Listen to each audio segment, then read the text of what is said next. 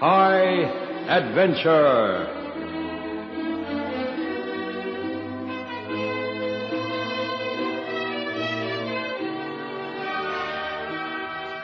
Tonight, Ron Evans tells us a story of disaster entitled Night Alarm.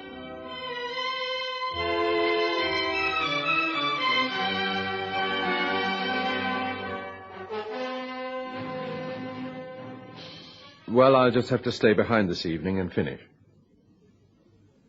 The lists will be on your desk first thing in the morning without fail, sir. Yes, sir. Goodbye, sir. Oh, damn it. Still, it's got to be done, I suppose. Hell, Jenny's not going to like it.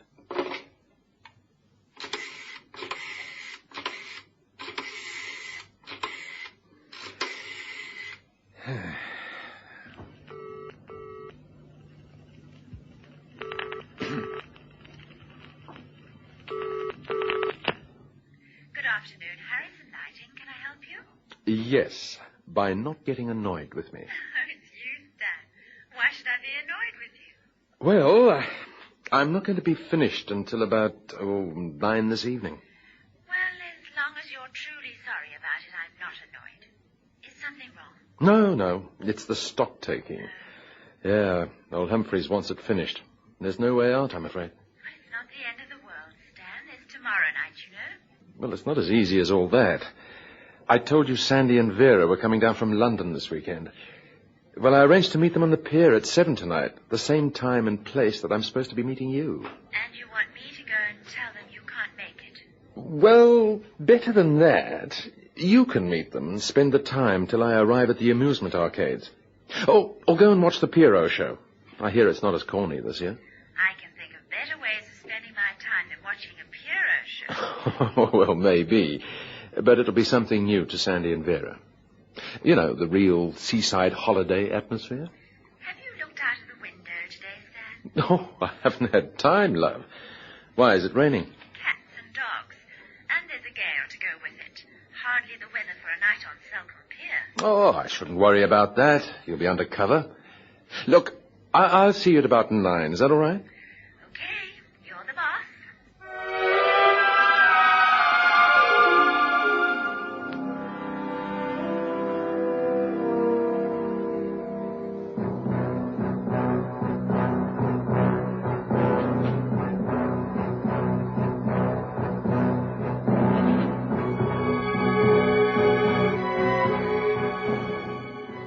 Nothing very unusual about that conversation, you might think. But that was what started a chain of the most terrifying events ever to hit the English seaside resort of Selcombe, which is situated at the mouth of a river leading up to a major port. It was 1949, and at the time I was master of a cargo ship, the Fort Beldan. We were heading up the mouth of the river at the time Stanley Perrin phoned his girl Jenny. The weather was foul, to say the least. There was no pilot available till the ship had passed Selcombe. In those days, there was no radar on most cargo ships, so good visibility was essential. At half speed, we nosed into the wide river, picking out the lights as we passed them. I'd done it many times before, so there was no cause for concern. At 8:30, I was on the bridge with the chief officer, Mr. Harding, and the third officer, a young chap whose name escapes me. That's Angel Port Light on the port beam, sir. Good. We'll be coming up to Selcombe soon. 5 degrees to port. 5 degrees to port, sir. The wind's increasing. Aye, it's a real northwester. Sparks got a gale warning an hour ago while you were down below. That doesn't surprise me. I'd say the wind has gone from force 8 to 10 over the last couple of hours. 2 more points up, there'll be a hurricane. A hurricane? Here? No, there hasn't been one in my lifetime, but it's not unknown. That's cheered me up no end. Well, the odds are 100 to 1 against it, Harding. It's not worth worrying about. Eyes on the starboard bow, sir. Petty more light. Let's see. 1 long, 1, 2, 3 short. 1 long. Aye, it's Pettymore. Well, we're a bit close in if it is, sir. Yeah, there are sandbanks showing there at low tide. Helmsman, 10 degrees to port. Aye, sir. 10 degrees to port. Steady she goes. Steady she goes, sir. Visibility's getting worse. The gale wouldn't be so bad if it wasn't for that damn rain. Go and see Sparks. Get his latest on the weather. I'm damn sure that wind is still increasing.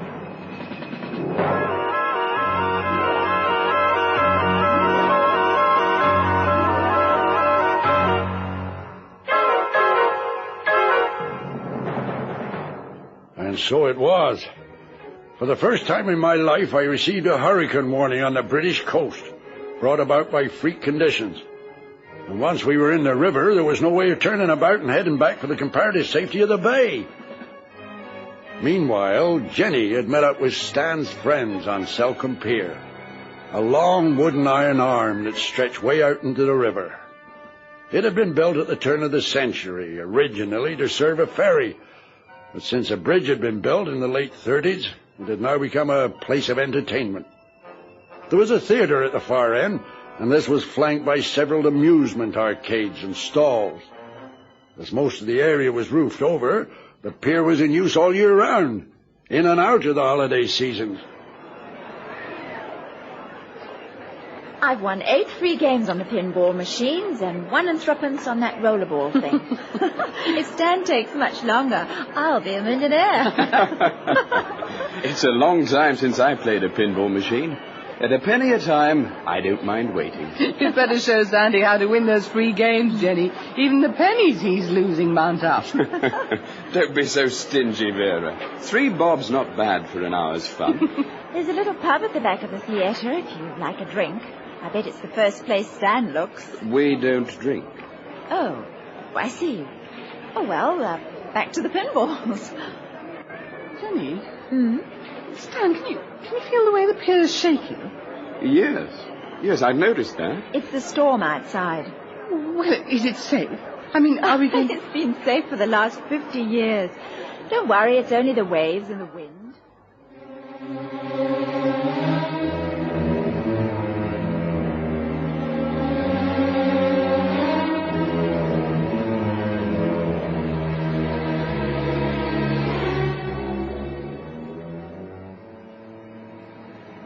Visibility's now down to about 200 yards, sir. We're wallowing like a cork in a busy paddling pool. I never experienced anything like that in a river before. I think I'd better reduce speed to slow ahead. Tell the third officer to sound the whistle at 30-second intervals. Aye, aye, sir. Helmsman, 5 degrees to starboard. 5 degrees to starboard, sir. Right, steady as she goes. Steady as she goes, sir. I'd say it's a great night to be wrapped up at home in bed. Well, that's a nice thought. Better still, a nice warm fire and a steaming mug of cocoa, eh? Should be coming up to Selcombe now. What time is it, Hardin? 10 to 9, sir. Still no sign of Riddleton Light yet. That's funny. Well, with this visibility, we'll be lucky to see Riddleton at all. Lights on the bow! Lights on the bow? Well, what the hell is that lookout up to? I can't see a damn thing. He did say lights in the plural, didn't he? Aye. That's Starkey. I'll bet he's been making his own booze again. It'll be Riddleton he's seen. I'll go forward and... No, wait! He's right, look! Likely. Is that a barge or something lying right in our way? Barge be damned, Hardin! It's Selcombe Pier! Stop engine! Stop engine! How the hell did we manage to get here? No time to worry about that now, man. Tide's on flow. We'll have to go astern. Helmsman, hard a port! Out the port, sir. We're going to hit it, sir. What are those damned engineers doing down below? Don't know you yet how to reverse that blessed engine. We're slowing down. Well, not enough, and that wind up our stern isn't helping. Call the men out the forecastle. They're off the forepee. We're going to hit that pier with one hell of a wallop.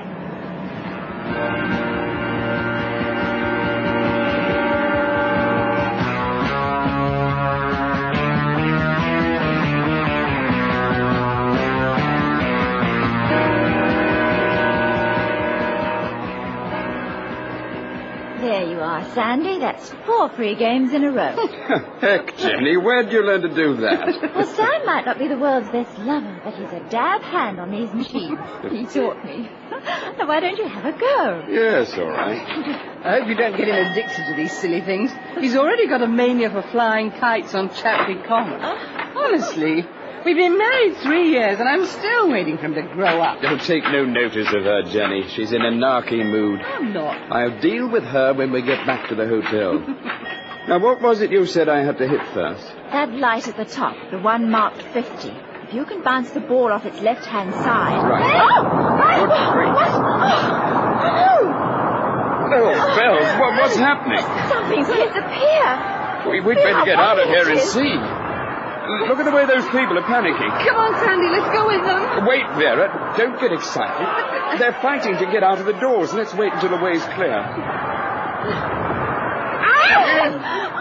Feels as though the pier's about to topple over. It won't.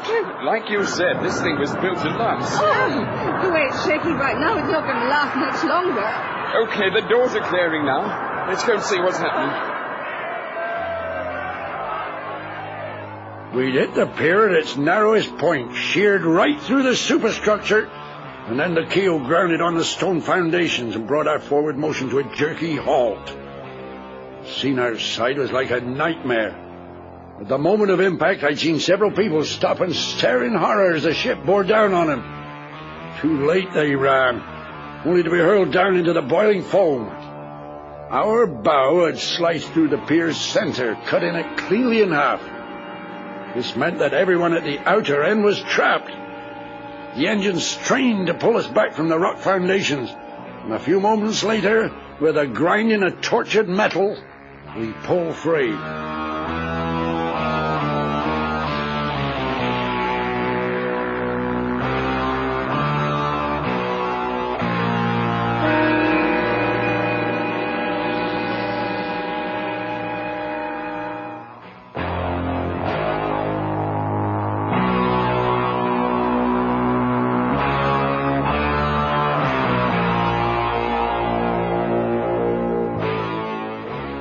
As my ship hit, young Stanley Perrin was stepping onto the pier to join Jenny and his friends. He instantly took in the horror of the scene, and after getting over the initial shock, he sprinted out as far as possible. My ship was just pulling out as he arrived there. He looked helplessly from the ship to the jagged hole which now separated the two halves. Already, panic-stricken people were arriving at the other side, only to gaze with horror at the 60-foot gap that cut them off from the shore. Behind Stanley, other people were arriving from the promenade. Nobody seemed to know what to do, yet something had to be done, and quick. The outer portion of the pier was rocking and grinding under the fury of the hurricane, likely to collapse at any minute. The screams of those who'd fallen into the sea had already stopped. There was nothing that could have been done for them anyway. A man in a shabby blue uniform stood close to Stan, and the young man went over to him. Have you got anything to do with the pier? I'm the pier master, but what can be done? Well, that's what I was going to ask you. Look, are there any lifebelts, ones with ropes attached to them? No, there are plenty, but there wouldn't be no good in this. If we could tie some of the ropes together, I could climb down one of the stanchions and try to swim to the other side. It wouldn't last a few seconds, mate. The sea would smash you against them stanchions.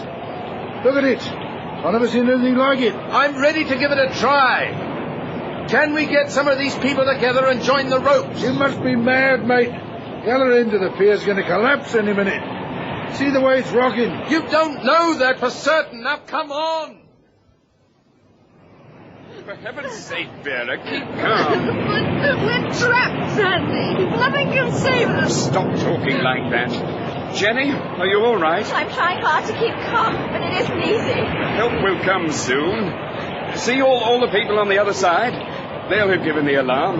The police and fire brigade will be arriving at any minute. Yes, the fireman could put a long ladder across the... Well, I doubt if they'd have a ladder that long. They must have other ways of dealing with an emergency like this. The ship has stopped. It was going backwards a moment ago. The captain will be trying to turn the bar around and head into deep water. That fool must have been blind not to see the pier. Ships aren't like cars, you know, Vera. They take time to stop and turn. He probably saw the pier, but it was too late. But you're right, Jenny. The ship has stopped. I wonder why. What is it, Mr. Hardy? We're fast by the stern on a sandbank, sir. I thought as much. Now we're in a fine pickle. We might have to be towed off. The tide's still on the flow. We'll lift off before high tide. Put the engines on standby. Aye, sir. We could pull free by steaming full ahead, but that would smash us back into the pier. So all we can do is wait. Yeah. Did the crew manage to save any of those people who fell into the water off the pier? The current swept them away too quickly. We had a damage report from the second mate yet. Aye, sir. A lot of bow plates damaged, but none is ship in water. Well, that's a relief. Those survivors on the far end of the pier are in darkness, look. Get Howell and Bassey to beam the Aldous lamps on him. It'll assist any attempts might be made to rescue him. A pity we can't do more than that to help. Well, the lifeboats will be no good in this. Even if we launch them, they smash to splinters against the pier. Howell, get the Aldous lamps and shine them onto those people. Now, come on, make it snappy. I was thinking, sir, it might also help if we switch on our cargo lights. Aye, do that. It limits our own visibility, but it doesn't matter now. Aye, sir, that's an improvement. Yeah. Oh, must be at least 50 people trapped on there. I can see lights at the promenade end of the pier, several of them. Must be the police and fire brigade. Oh, lad, you can't do that. You're going to kill yourself. Sure as eggs is eggs. I'm a good swimmer, I tell you. Nobody, not even Johnny Weissmuller, can swim through that lot. Wouldn't make the other side. Even if you did, you never have the strength to climb up. You and these other people just hang on tight onto this rope. Look. That's right. Now, that's all I'm asking you to do. Now, look, here's the police. Leave it to them. No, not likely. By the time they've made up their minds what to do, the other end of the pier will have collapsed. Now, come on. Hang on tight. All right, then. Your neck. Hey, you. Take a turn of the rope round that railing. Thank you. Good, I was seeing you. I hope. Well, he's got guts, lad. I'll give you that. And good luck.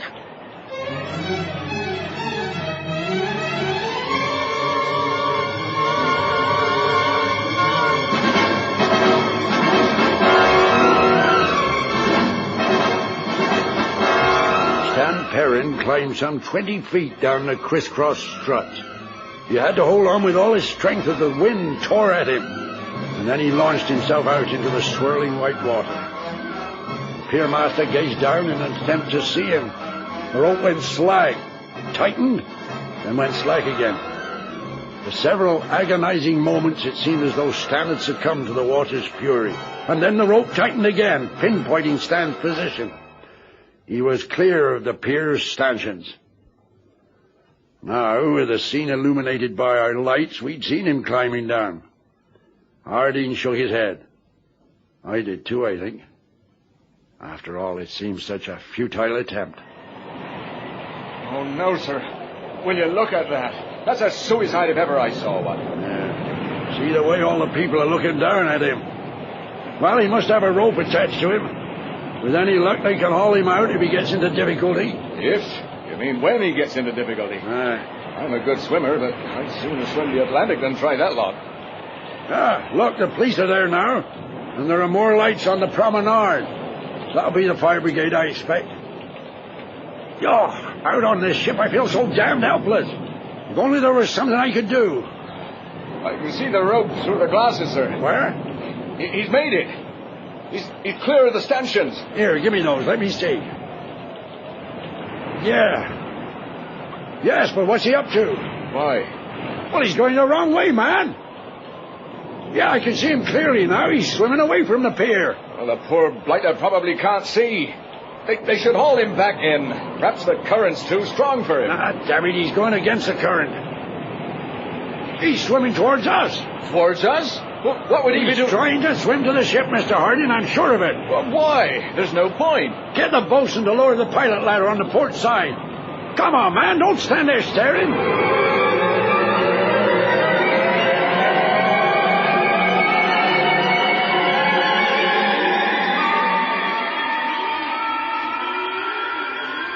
I think the people on the pier were as puzzled as we were.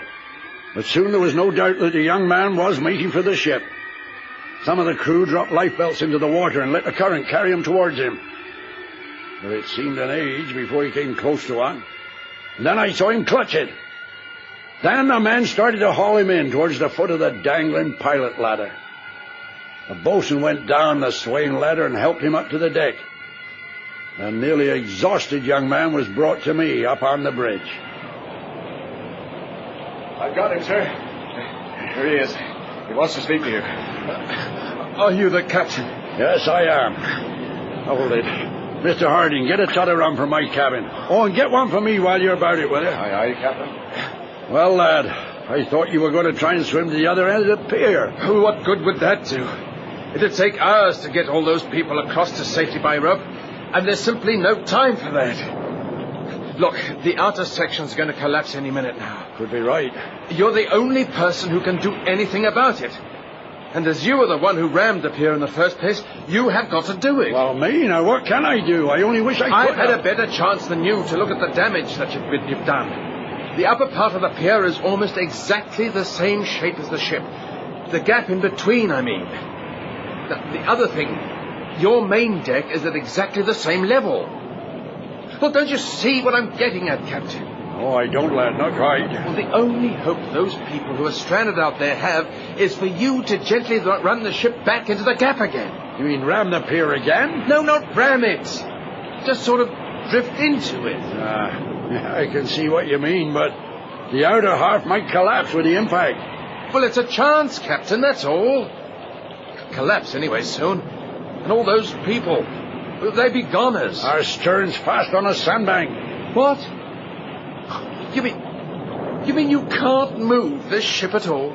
Well, damn it, yes, I could try. I owe it to him for what's happened. Here we are. I got it. Good lad. 3 tots of rum. I took one for myself, if you don't mind, sir. After tonight, I'm a converted teetotaler. You sup it quickly and ring half ahead, Mr. Harding. Hey? You heard me, man. Half ahead.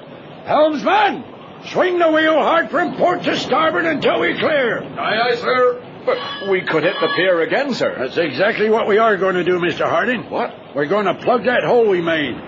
Get all the available hands to stand by on the starboard side to bring those people on board. Oh, I see what you mean.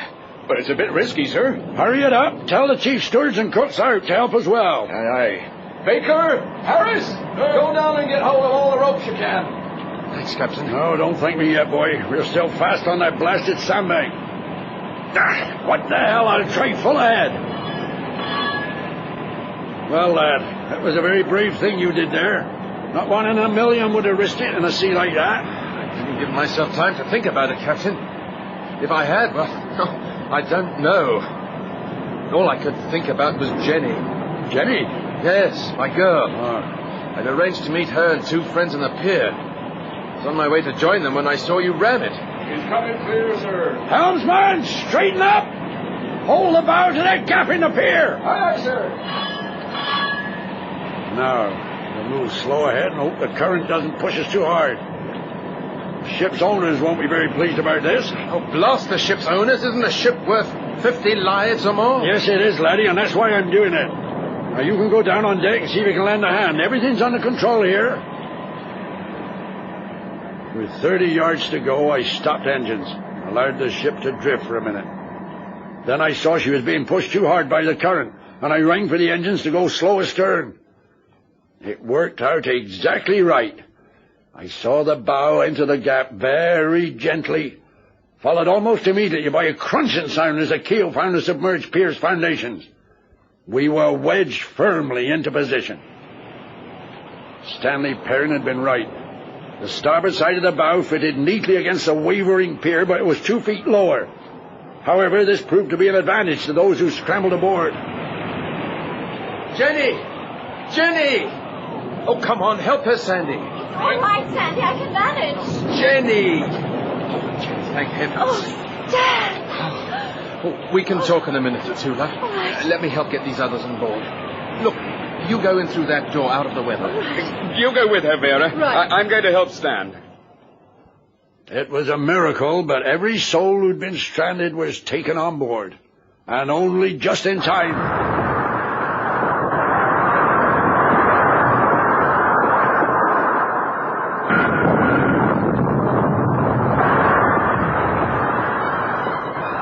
Within a few moments of the last person getting clear, the outer portion of the pier lurched and then toppled sideways into the raging water.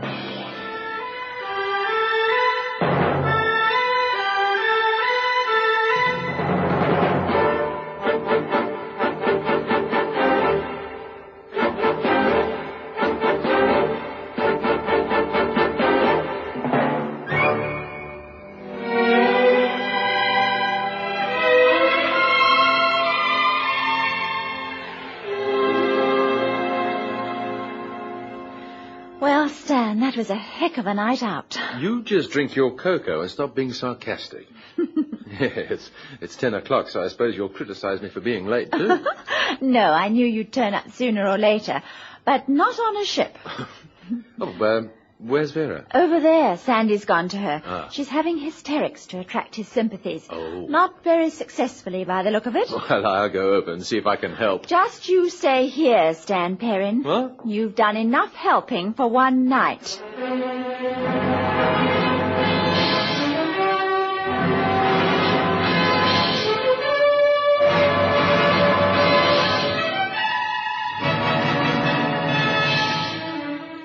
High Adventure is produced by Henry Duffenthal.